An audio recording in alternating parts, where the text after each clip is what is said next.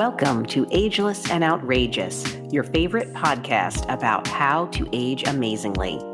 I'm urogynecologist and hormone and sexual health expert, Dr. Kristen Jackson. Every week, my incredible and knowledgeable nurse practitioner, Rosalind Arp, and I share our combined 30 years experience to guide both men and women as they age. Listen as we dive into a variety of topics, including hormone optimization, pelvic floor health, maintaining a vibrant sex life, weight gain issues, and skin, hair, and body changes as we age. These real-life insights are always rooted in solid scientific knowledge. Tune in for a dose of laughter, knowledge, and an honest perspective on the incredible adventure of growing older. Welcome back. Today we've got a fun topic, Botox. You've probably heard about Botox everywhere. On the news, on social media, definitely when hearing about celebrities. Today, we're going to discuss some of the history of Botox, how it works, and some of the unusual places we may put it. The first thing to know about Botox is that it always does the same thing no matter where it's used. Botulinum toxin, type A, is one of the several proteins secreted by a bacterium called Clostridium botulinum, which, believe it or not, is the most potent toxin known to man. This protein is a neurotoxin. Its main effect is to cause paralysis. Ingestion of botulinum causes the infamous food poisoning botulism or lockjaw. But when the purified form of botulinum toxin is injected into a muscle, it blocks the signal that causes that muscle to contract, so the muscle relaxes. In order for a muscle to contract, a nerve first must fire. When it does so, the nerve releases the neurotransmitter, acetylcholine. So acetylcholine binds to the receptor on the muscle, which causes it to contract. Botulinum toxin blocks the release of acetylcholine and therefore prevents the muscle contraction. In addition to interfering with acetylcholine release, Botox also blocks some of the release of pain and inflammatory mediators, including things like substance P and glutamine, which is why Botox can treat some painful conditions like migraines. And I know that's a lot of words, but what it does is just it relaxes your muscle. So the effects of botulinum toxin do wear off over time. After initial chemical denervation, the nerve end sprouts or regenerate, and the muscle can and will contract again. Botulinum toxin works between 3 to 6 months before the nerves regenerate. So I tell all my patients that if they get nervous about getting Botox done, don't worry, it will come back. It's all going to be gone in a few months. Botulinum toxin is now manufactured by 5 separate pharmaceutical companies with the trade names Botox, Daxxify, Dysport, Xeomin, and Jeuveau. While they each have minor differences, the active ingredient in all of them is botulinum toxin, and they all work in essentially the same way. The history of botulinum is actually pretty interesting. Clostridium botulinum was first discovered by a Belgian scientist following an outbreak of botulism in his country. By the 1920s, scientists first tried to isolate the botulinum toxin. However, it took 20 years before the toxin was finally isolated in a crystalline form for typical injection. In the 1970s, scientists started using botulinum toxin to treat crossed eyes.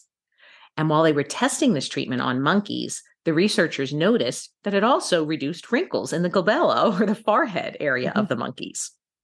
Allergan was the first company to license the treatment, and they were the ones who branded it with the name Botox.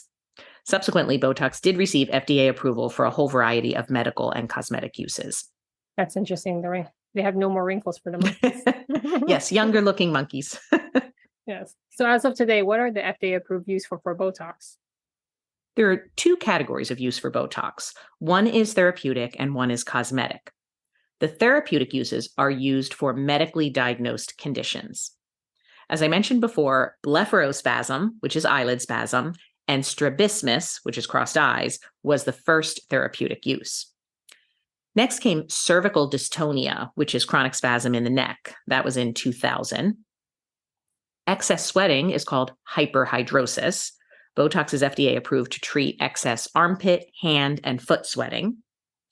In 2010, Botox was approved to treat chronic migraines. And in 2011, my very favorite Botox indication was approved, which is overactive bladder. As a urogyn, I see this condition constantly, and bladder Botox injections have absolutely changed people's lives by decreasing their urinary urgency, frequency, nighttime urination, and the number of leaks on the way to the toilet. It's quite interesting that you started with bladder Botox, because I know you've been constantly doing bladder Botox injections and patients really benefit from them. So I feel like you learned in the hardest area of the body first before you had to do the other injections. The hardest place to inject. Yeah, we moved from the hardest place to inject Botox to easier places. Yes. So what are the cosmetic use for Botox? Well, the FDA only recognizes 3 areas in which Botox can be administered for cosmetic use: forehead lines, frown lines, which form between your eyebrows, and the crow's feet around your eyes. However, there are many other off-label use for cosmetic Botox. It can be used to treat a gummy smile, which is when the upper lip exposes too much of the gums during a smile. It can treat orange peel chin, as they call it, that pitted, wrinkly look on the chin. It can also be injected into the trapezius muscles to help slim the look of the neck, or into the masseter muscles, which are the big chewing muscles inside our cheeks, to slim the look of the jaw. This application can also decrease the pain from grinding our teeth at night, which is called bruxism. Botox can soften those bands of tissues running down the neck. Those are called platysmal bands.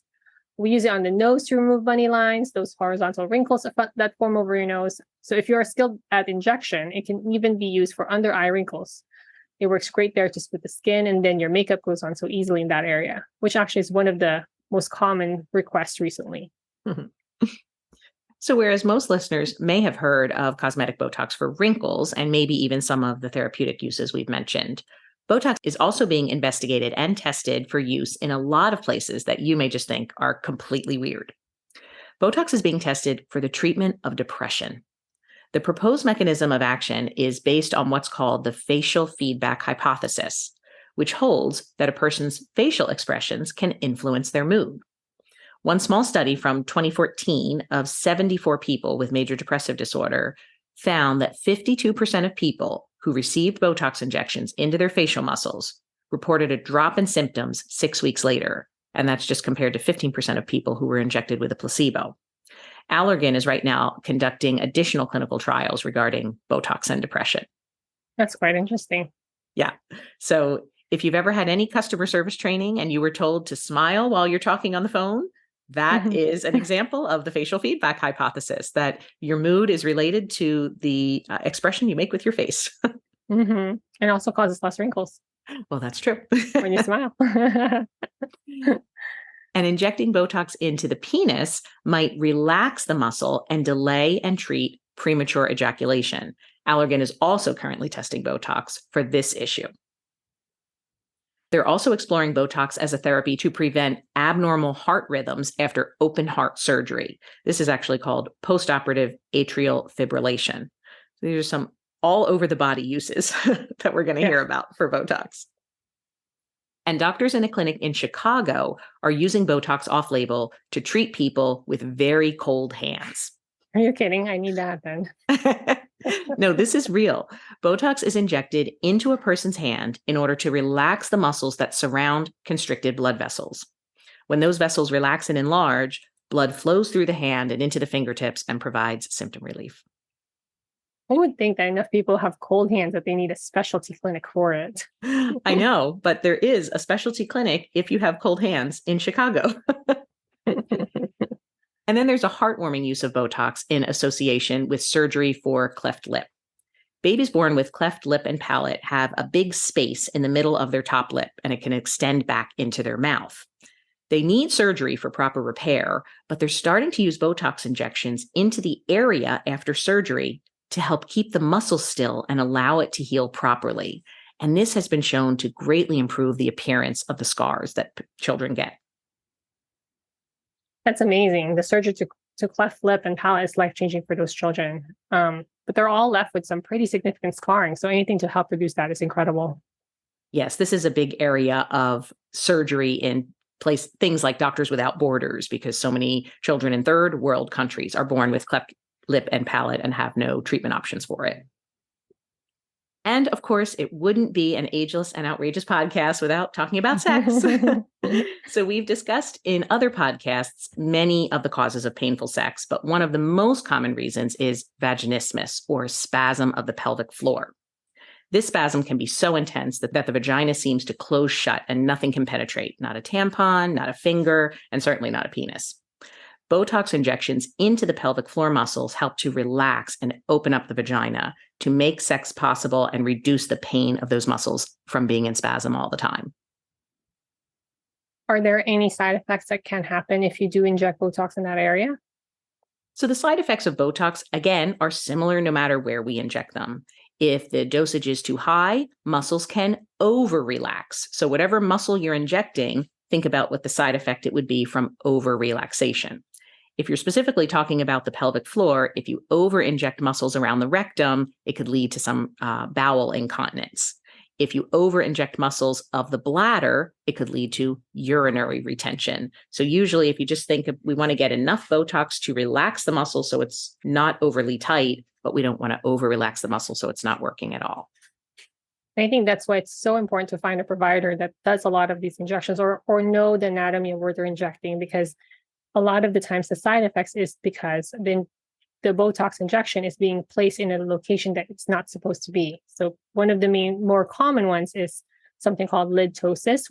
When the forehead is injected with Botox, the injector is injecting the wrong muscle group and it causes that lid to droop down. And you really have to just wait it out until the Botox wears off for your lid contraction to return, so you don't have that lid ptosis or the drooping of the eyelid. Exactly. And in addition to inappropriate injection, there can also be Botox migration. That's where you put the Botox in one place, but it starts drifting over into a place that was unintended. Now, in the face, you can get Botox migration if you end up massaging your face too aggressively immediately after injection. That's why we tell people who've had facial Botox injections not to aggressively wash or exfoliate their face. Don't lay face down. Don't, rub their eyes. We want the Botox to stay precisely where we put it. But sometimes even in the best situation, there's a little bit of Botox migration, and that's where side effects can happen as well. And to some of our patients, I actually have clarified in the past that Botox is completely different from fillers. Botox is really mostly are injected in the muscle. It relaxes it. It fades away. Fillers do fade away later on, but they are injected in the subcutaneous tissue and they fill the gap there. And we can talk about that in a different episode, but I just wanted to clarify that just because I've heard that before. And a lot of people are like, I just don't want to look like the women in Hollywood where their face are frozen and they don't look the same. And usually that's more filler related than Botox related. Right. Filler and Botox, two totally different products. But I do think that in the past, there have been people who have been overly treated with Botox. They actually want that frozen face look. What I would say is if you are going to a skilled injector for facial Botox, you should be able to talk about what is the outcome you want.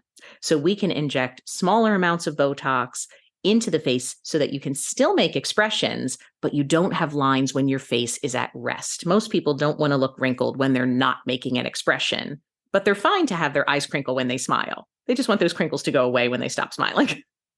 Yes, I agree. And I think that's majority of women that I actually do inject want their face to move. I agree. And then there are some categories of people who don't want to lose their strong facial expressions no matter what. So I've heard some teachers say, you can't get rid of my lines. That's when my lines come out, my students know I mean business. And then, of course, actors and actresses very often want their face to be overly expressive. So they may not want, an excessive amount of Botox because they don't want to take too much of their expression away. Thanks so much for listening to today's episode. No information from this recording is intended as a diagnosis or treatment for any disease. If you are enjoying the show, please subscribe so you don't miss any of our exciting episodes. And we love to hear from our listeners and would be grateful for your positive review. We'll talk next time.